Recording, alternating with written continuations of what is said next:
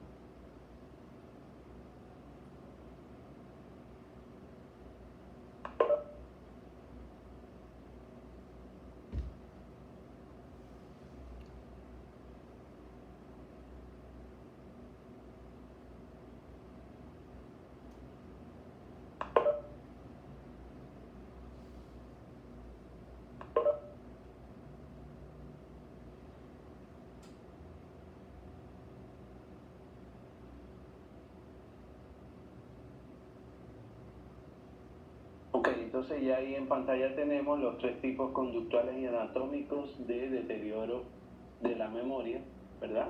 Que van a dar obviamente origen al deterioro neuropsicológico o cognitivo grave que se ve como resultado de la oclusión total o parcial de la tuberotalámica que irriga el territorio anterolateral del tálamo.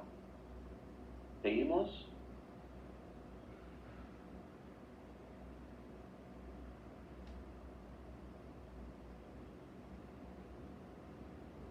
Ok, vamos a hablar ahora del riego talámico medial.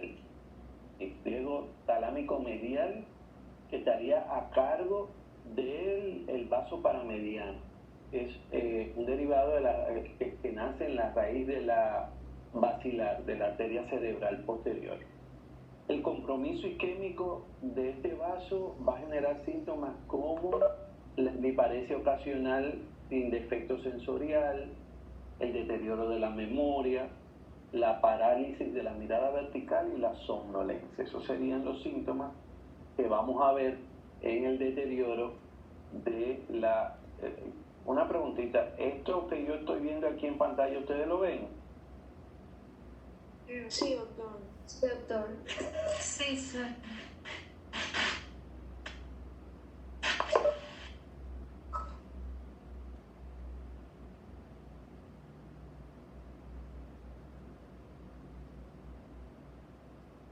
Bueno, eso ya no sé cómo quitarlo. Ok. Doctor, Entonces, ¿se refiere a una pantalla aparte de la presentación? No se ve, solo se ve la presentación. ¿cómo es? No entendí. O sea, usted se refiere a que usted ve alguna otra ventana abierta, ¿verdad? No, yo lo que estoy preguntándole es porque aquí yo veía una ventanita con el nombre de los estudiantes y eso. Y yo les preguntaba si ustedes lo veían también para yo quitarlo. No, en realidad no se ve. ¿No lo veían? Ah, ya, ok, listo. Es decir, ahí ustedes están viendo la diapositiva a pantalla completa sin ninguna interferencia. Sí, doctor. Sí. Ya, ok, listo. Entonces estábamos en el territorio medial. Vámonos al territorio lateral. Con la poroidea anterior que habíamos dicho que va a ser el responsable junto con la poroidea posterior de la mayor parte de los eventos isquémicos hemorrágicos que vamos a ver en la clínica, ¿verdad? Ese va a ser un vaso que deriva de la carótida interna y sus síntomas van a estar relacionados con la hemiparesia, la pérdida sensorial del dolor, el tacto, va a tener desórdenes en la articulación de palabras y puede ser que exista solo hemiparesia motora. Esos serían los síntomas relevantes en el caso de un compromiso de la irrigación lateral, coroidea anterior, derivada de la carótida interna. Todo esto sería lo que está afecto, es decir, lo que nutre este vaso, y los síntomas serían la hemiparesia, la pérdida sensorial para dolor y el tacto, obviamente de la del territorio contralateral, porque recuerden que esta información ya aquí está decusada. Disartria, que es un desorden para la articulación de palabras, defectos en el campo visual ocasionales, defectos neuropsicológicos, especialmente de la memoria y la orientación visoespacial, y puede ser que algunos pacientes, en vez de tener la pérdida sensorial del olor y el tacto, lo que tengan sea una hemiparesia motora pura. ¿Por qué? Porque recuerden que aquí también hay núcleos motores puros. ¿Estamos claros? Vámonos al posterior, al coroideo posterior. Vaso es la arteria coroidea posterior que deriva de la cerebral posterior. Dentro de los síntomas, como estamos en el sistema posterior, evidentemente tenemos un compromiso del occipital con su área visual primaria, y va a traer como consecuencia, ¿qué cosa? Que nuestro paciente tenga manifestaciones de naturaleza visual, ¿verdad? Cuadrantanopsia homónima, disfunción hemisensorial, alteración cognitiva, específicamente de la memoria, y la afasia transcortical, que va a ser un desorden para la interpretación y la emisión de lenguaje verbal, la interpretación del lenguaje y la emisión del lenguaje. Nuestros pacientes van a tener asociado a eso movimientos coreiformes. Estos serían los elementos más relevantes en la clínica de la oclusión de la coroidea posterior, ¿verdad? Cuadrantanopsia homónima, disfunción hemisensorial, alteraciones neuropsicológicas a expensas de la memoria, afasia transcortical, que sería un tipo de desorden neuropsicológico para la expresión del lenguaje, hemiparesia y coreoatetosis. Estos serían los síntomas de un paciente con compromiso en el territorio talámico posterior. ¿Ya? Avancemos ahora con el hipotálamo, en el diencéfalo, ¿verdad? Estaríamos en la región que está inmediatamente, ¿por dónde? Por debajo del tálamo.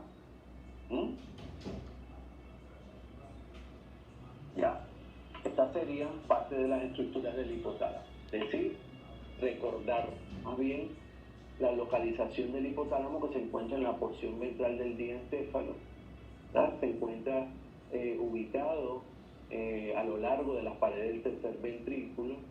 Dentro de su estructura vamos a encontrar una arquitectura de núcleos que son atravesadas por fibras. Recordar que todo el diencéfalo va a ser una estructura de pasos que va a estar surcada por aferencias y eferencias. Y la importancia clínica del hipotálamo va a estar relacionada con desórdenes del tipo autónomo, ya sea parasimpaticotonía o simpaticotonía, el manejo de las emociones y la inducción de un proceso fisiológico natural en la vida, que sería la pubertad.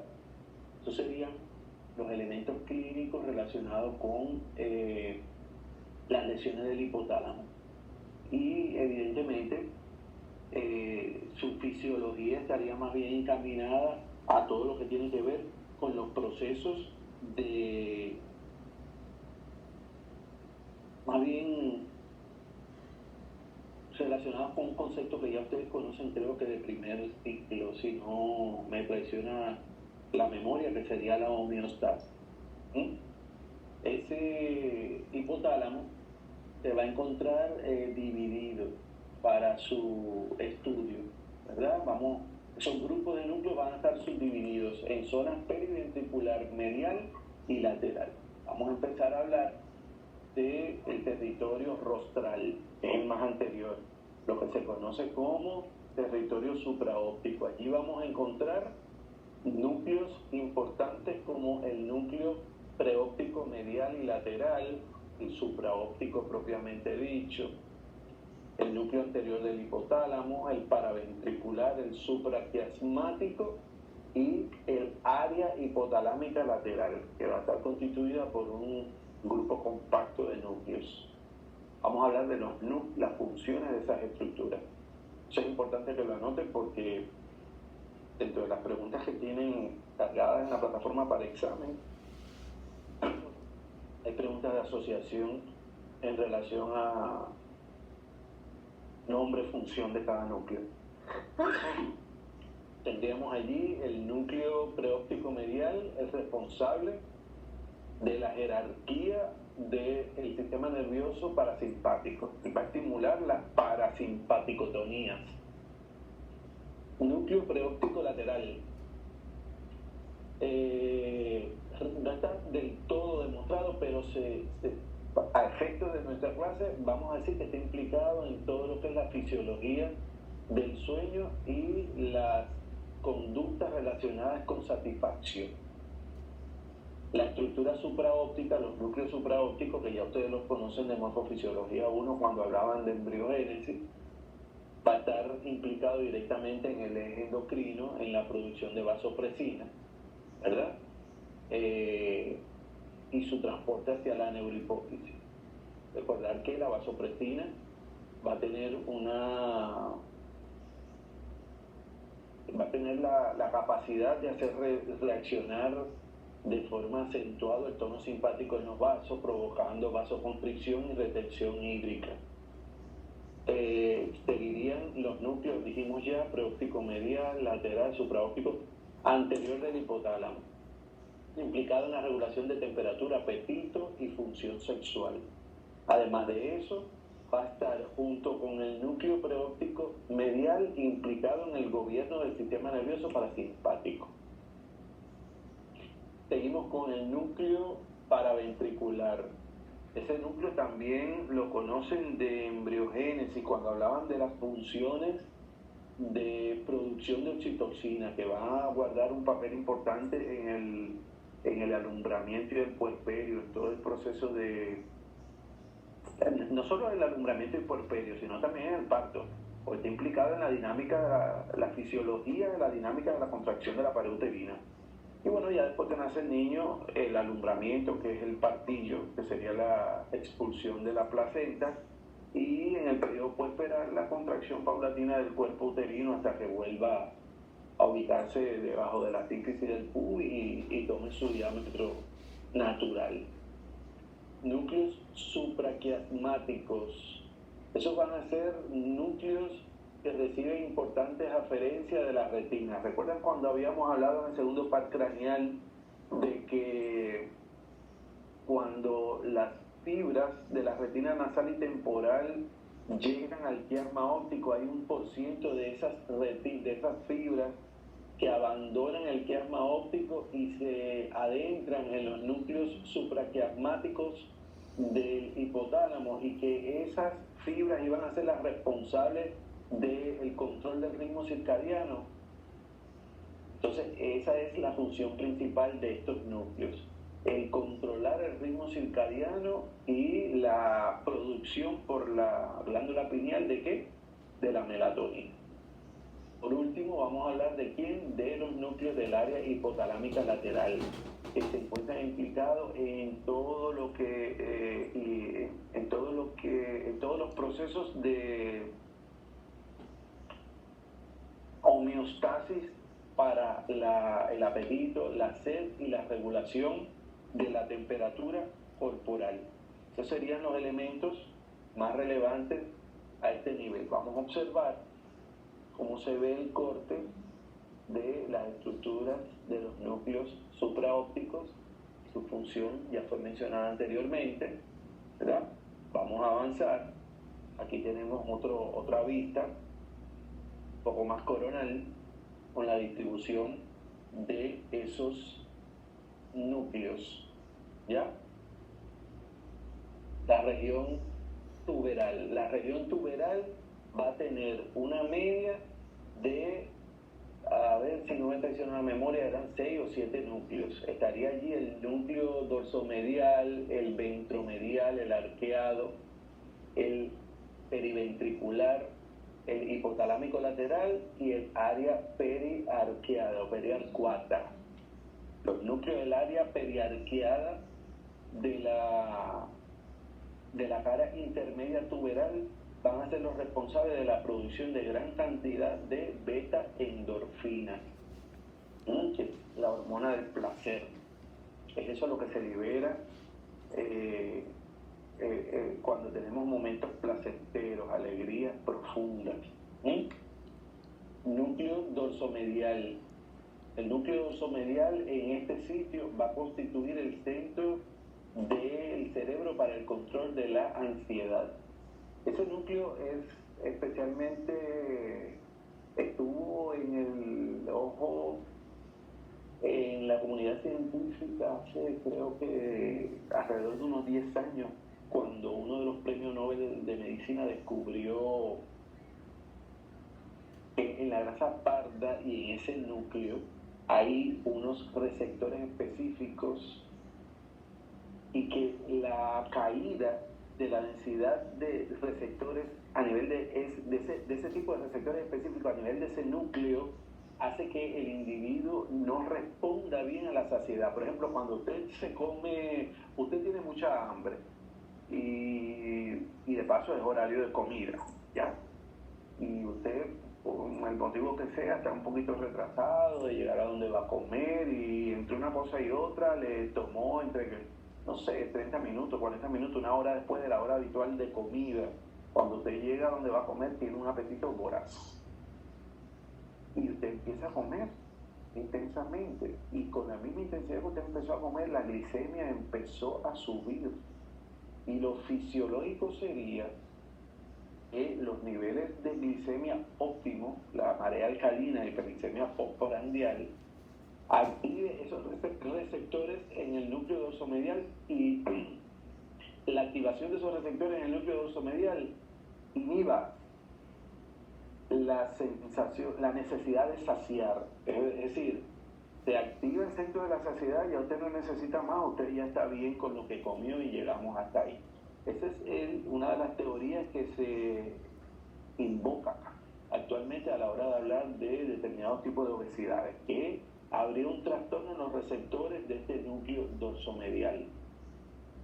Le sigue el núcleo ventromedial, que sería un núcleo implicado en las emociones y en las respuestas violentas.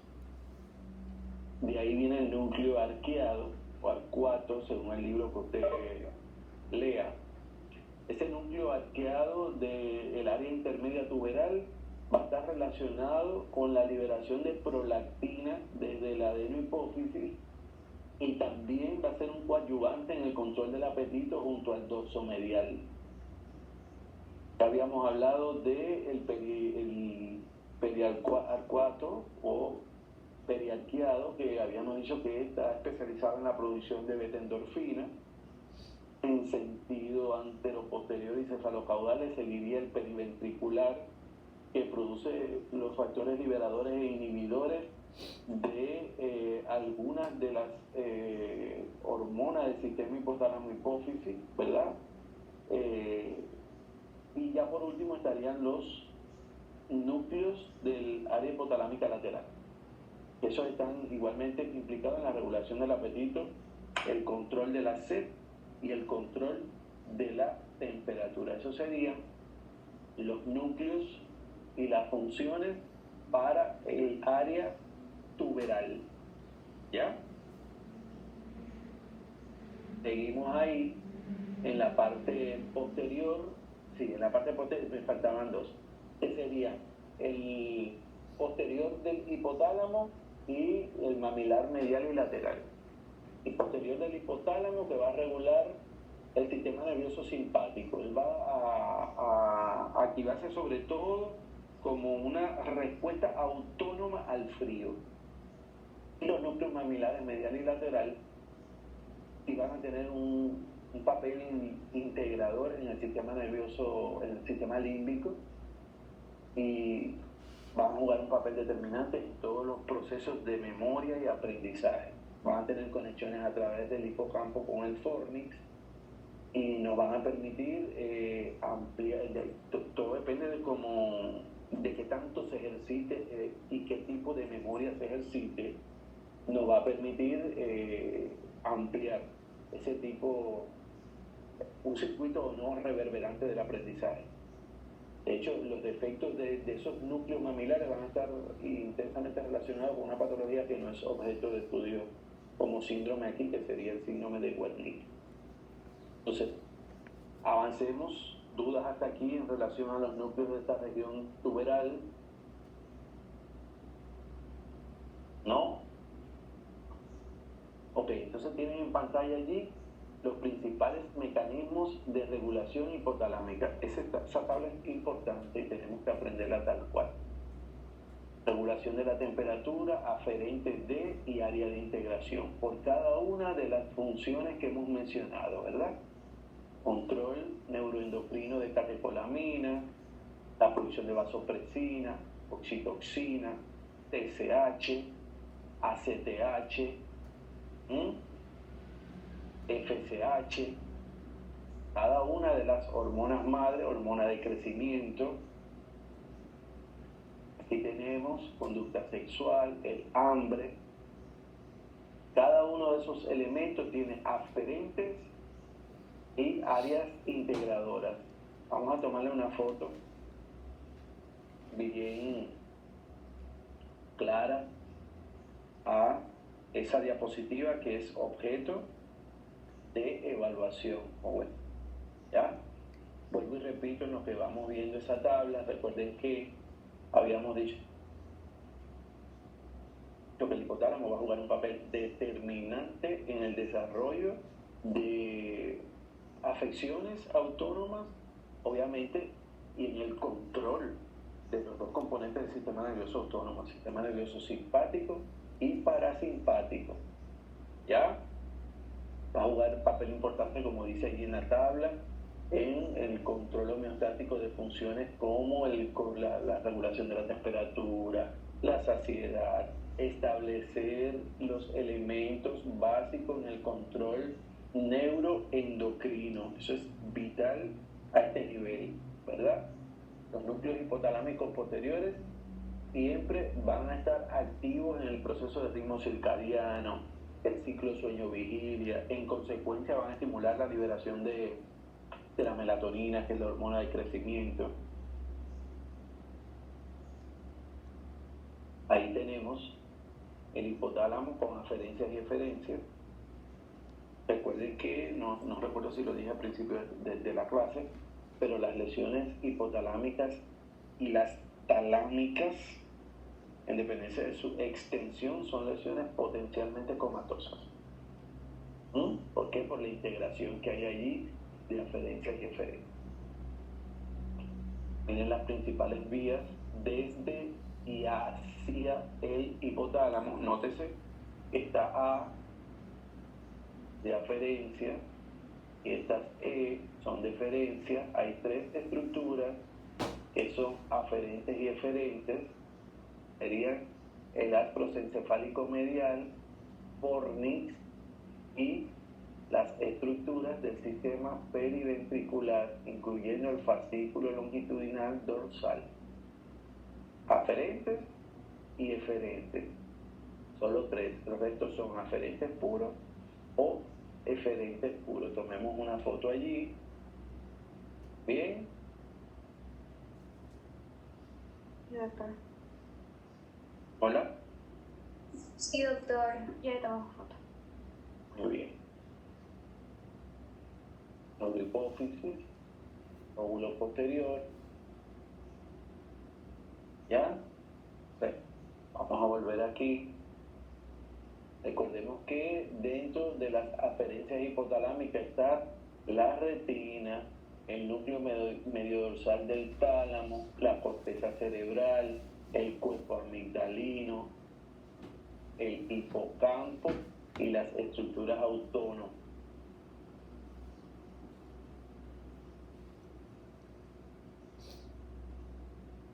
Hipotalámico. El destino, el núcleo supraquiasmático y su función, establecer el ritmo circadiano. Aferencia, el núcleo medio dorsal del tálamo. Su destino, distintos tipos de núcleos. Y su función, modulación límbico-emocional. Corteza cerebral. La vía de aferencia sería el fascículo medial del telencéfalo. El destino, los núcleos del área hipotalámica lateral. Y su función, la modulación límbico-emocional. Aferencia, el cuerpo amigdalino. La vía, la estría terminal amigdaloventral o amigdalofugas. Creo que seguro si es el Carpenter que la maneja con el nombre de amigdalofugas. Su destino serían los múltiples núcleos que se encuentran en la adyacencia de él mismo, es decir, tiene conexiones intralaminares. Y sus funciones serían la modulación límbico-emocional. El hipocampo, obviamente, va a utilizar, como ya dijimos al principio de la clase, el fornix como una aferencia. El destino serían los núcleos mamilares mediales y está implicado en la formación, el almacenamiento de la memoria y el aprendizaje a través de los circuitos de Papek.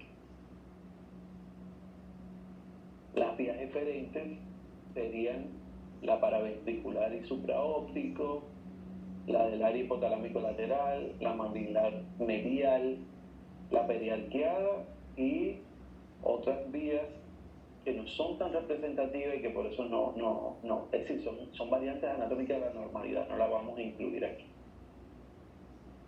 ¿Ya? Y vamos avanzando aquí. Lóbulo posterior, todos los procesos de integración de la neurohipófisis y la adenohipófisis.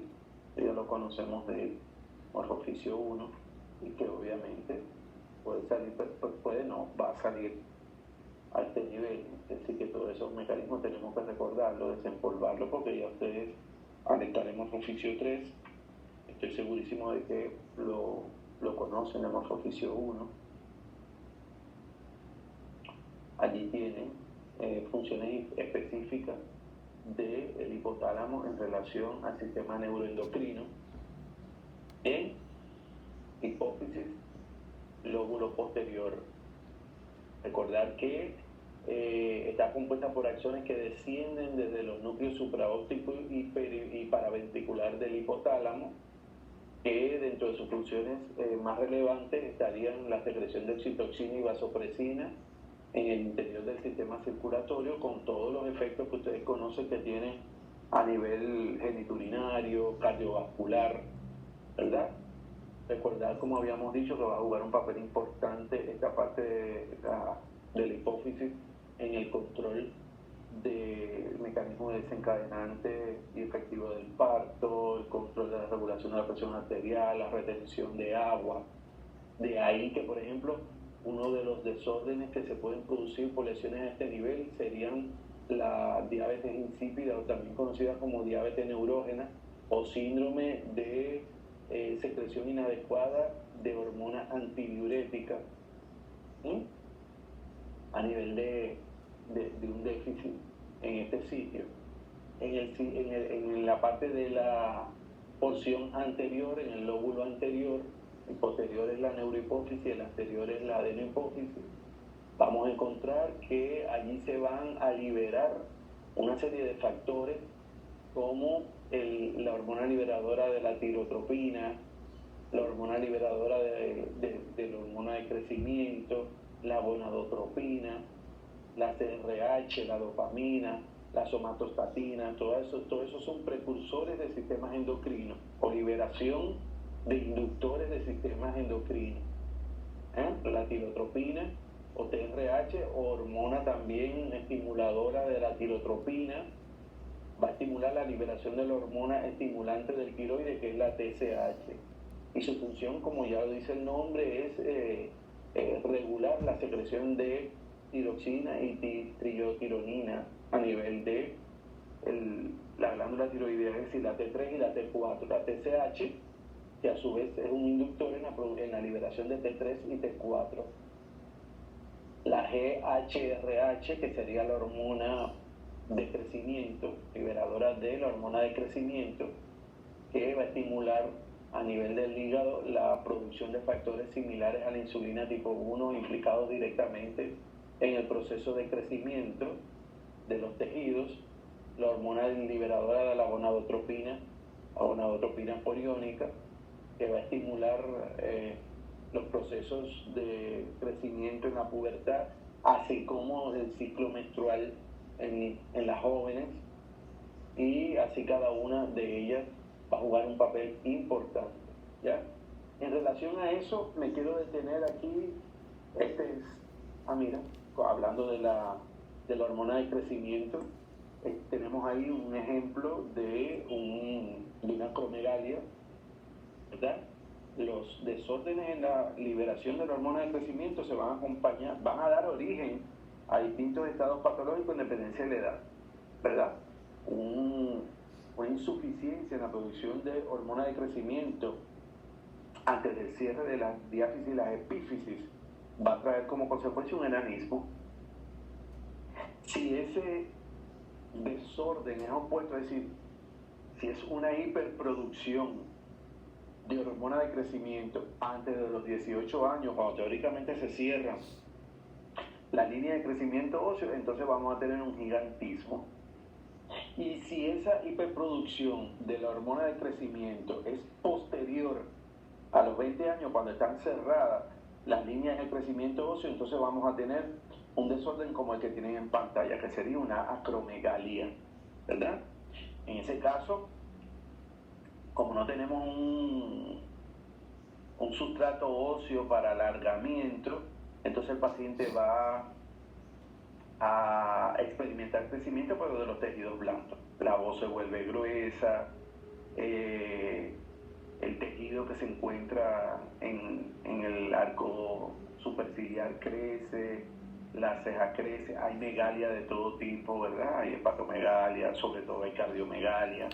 Los huesos exhiben un aumento de su densidad porque el crecimiento se produce en capas concéntricas, ¿verdad? Se vuelve más ancho en vez de ser más largo, y eso va a traer consigo toda una serie de desórdenes que van a dar al traste con el sistema cardiovascular de nuestro paciente. En relación a eso, es importante que tomemos nota, que grabemos, que hagamos algo para hablar de los factores que estimulan o inhiben la secreción de la hormona del crecimiento, que me imagino que ya lo conocen ya de fisiología, pero que va a ser un objeto de evaluación también en nuestra asignatura. Vamos a hablar de los elementos que estimulan la secreción de la hormona de crecimiento. Número 1, la hipoglicemia o el descenso de la glicemia. Es decir, los valores medios de glicemia con tendencia a la baja van a producir un estímulo permanente en la liberación de hormona de crecimiento. El descenso de los ácidos grasos libres en sangre, la inanición o ayuno, el hambre prolongada va a producir estimulación en la liberación de hormona de crecimiento. Las deficiencias proteicas van a producir una estimulación de la liberación de esa hormona. Los traumatismos, ¿verdad? Múltiples van a liberar gran cantidad de ese tipo de hormona. La testosterona y los estrógenos en demasía van a estimular la liberación de este tipo de hormona.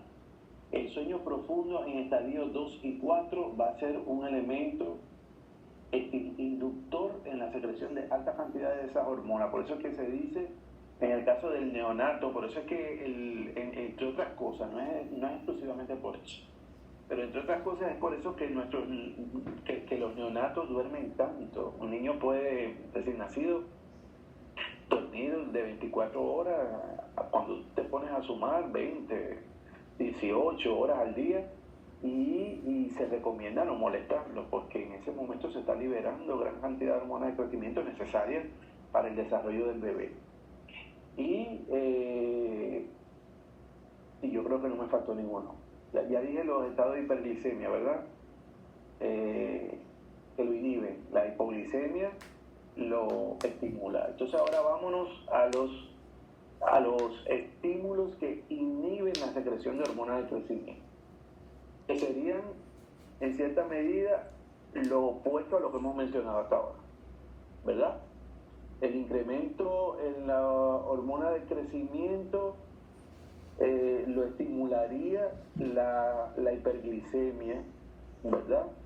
La concentración alta de ácidos grasos libres en sangre, el envejecimiento, por supuesto. Sería un periodo fisiológico en la cual se anula prácticamente la liberación de hormonas de crecimiento. Si habíamos dicho que la inanición, cuando pensamos en inanición, hambre o ayuno, estamos pensando en una persona delgada. En consecuencia, las personas obesas que no tienen inanición tienen una tasa de estimulación de la liberación de hormonas de crecimiento bastante baja. Es decir, la obesidad de por sí constituye un elemento que frena la estimulación en la liberación de ese tipo de hormonas. El consumo de hormonas como la somatostatina también inhibe la secreción de hormonas de crecimiento. El consumo de hormonas de crecimiento exógena inhibe naturalmente la producción endógena de hormonas de crecimiento. Y creo que no me falta ninguna. Habíamos dicho ya el tema de la glicemia, el incremento de los ácidos grasos libres y colesterol y triglicérido alto, el envejecimiento, la obesidad, el consumo de la somatostatina y el consumo de hormona de crecimiento exógena. Ese sería un elemento fundamental en la inhibición de la producción de hormona de crecimiento. Vámonos ahora al epitálamo. Cuando hablamos de epitálamo, vamos a pensar inmediatamente en dos cosas. Una, hormona del sueño, y dos, ritmo circadiano, ¿verdad? En el epitálamo vamos a encontrar la glándula pineal, y ella, como sabemos, ya va a ser la responsable. A ver si tenemos alguna imagen. No tenemos imagen de la glándula pineal. Ella va a ser la responsable de regular los ciclos sueño-vigilia, pero más importante que eso va a ser la respuesta que da el hipotálamo a los distintos grados de entrada de luz a través de la retina, dando origen a lo que ustedes tienen en pantalla y se conoce con el nombre de ritmo circadiano. Antes de avanzar un poquito más en este tema, que ya es la parte final, quisiera que tomaran detalladamente fotos. ¿Por qué? Porque la forma en la cual sale esto en exámenes es preguntarle o en qué momento, por ejemplo, es mejor la velocidad de reacción de la persona, en cuyo caso usted dirá a las 15:30, o darle un grupo de horas, ¿verdad?, de rangos, y preguntarle qué evento es el que sucede allí. Nótese que ustedes ven el cursor, la flechita esta, ¿la pueden ver? Sí. Bueno, nótese que en ninguno de los casos los eventos obedecen a un rango, están casados a una hora puntual. Por ejemplo, 14:30, mejor coordinación. 15:30, mejor velocidad de reacción. 17 en punto, mejor eficacia cardiovascular y de fuerza muscular. 18, mayor elevación de la presión sanguínea. 18:30. 19, temperatura corporal más elevada. Fíjense que en ningún momento el evento vital está enmarcado en un rango de horas, sino en una hora específica. ¿Ok? Y así lo vamos a aprender porque así es como sale. Mayor incremento de la presión sanguínea, 6:45. Pérdida de la secreción de melatonina, 7:30. ¿Ya? Así es como lo vamos a aprender. Recordar que el ritmo circadiano es una bondad del epitálamo. Y dentro de las estructuras anatómicas más relevantes que encontramos allí está la glándula pineal. Los tumores de esa glándula pineal serían los responsables, por ejemplo, del síndrome de Parinao. El tumor allí sería responsable de la pérdida de la capacidad para mover los ojos en el plano vertical. También desarrollaría otro tipo de desórdenes, como por ejemplo la hidrocefalia, pero bueno, tendría que ser ya bastante grande como para llegar a esos límites. Recordar que esa glándula va a producir la melatonina. ¿verdad? Una de las características más resaltantes, sobresalientes de la producción de la melatonina es que obviamente, aparte de de ser una neurohormona y estar producida por los pinealocitos, va a, vuelvo y repito, a marcar los ciclos sueño-vigilia, y junto con la información que entra de la vía visual van a modular el ritmo circadiano. ¿Estamos claros? Sí, doctor. ¿Ya? Entonces, la luz que entra por los ojos va a regular la producción de la melatonina.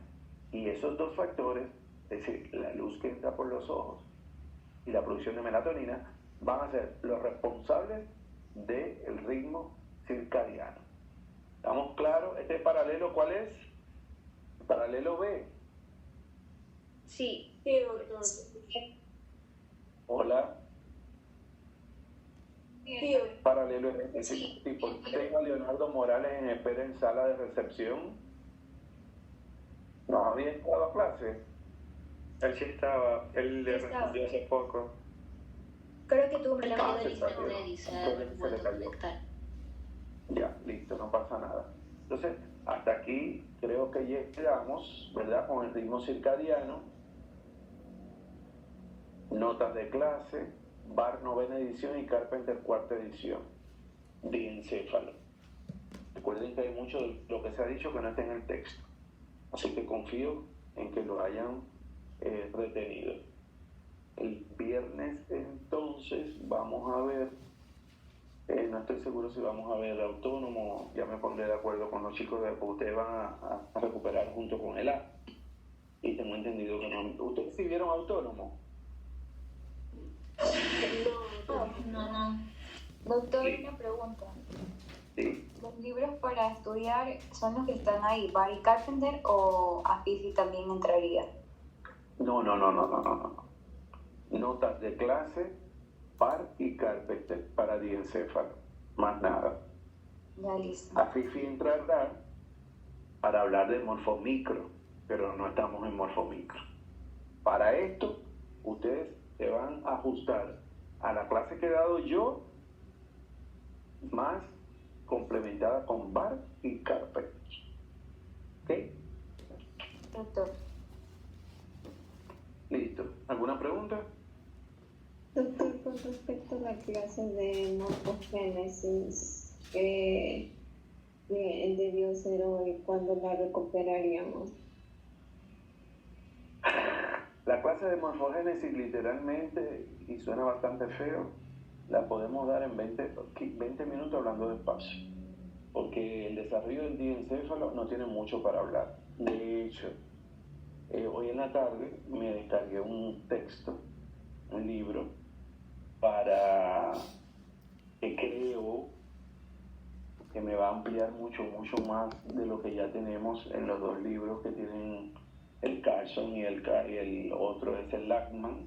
Si ese libro cumple las expectativas de lo que yo estuve mirando por arriba, como lo tengo en digital, obviamente voy a preparar la clase de ahí, y obviamente también les voy a subir ese libro allí para que sepan de dónde va a ser. Pero quiero leérmelo rapidito para decidir si dejo la clasecita esa con lo que tengo preparado o si ese libro tiene mucho más que aportarme y si lo consideraría en consecuencia o no como literatura. No se preocupen que eso lo vamos a dar rapidito. Ahí no hay mucho que averiguar. ¿Alguna otra pregunta?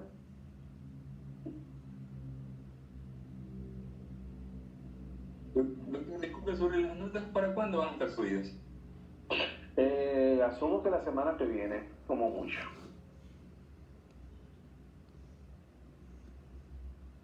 ¿Alguna otra preguntita? Si van a preguntarlo rápido, que miren lo que dice allí. La reunión finaliza en 5 minutos.